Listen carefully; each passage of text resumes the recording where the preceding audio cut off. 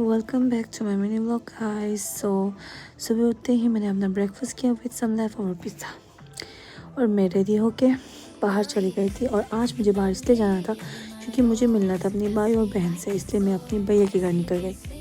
And guys, do remember me in your prayers क्योंकि this days I am so sick just because of this weather changes.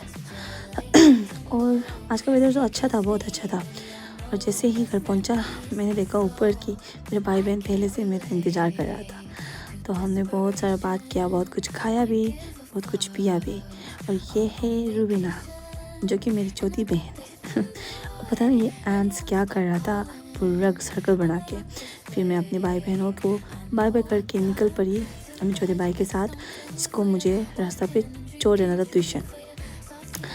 And इसको bye bye करके मैं घर पहुंच गई। And ये मेरे कुछ। So guys, thank you for watching. मैं ये अपना ब्लॉग ख़त्म करती हूँ।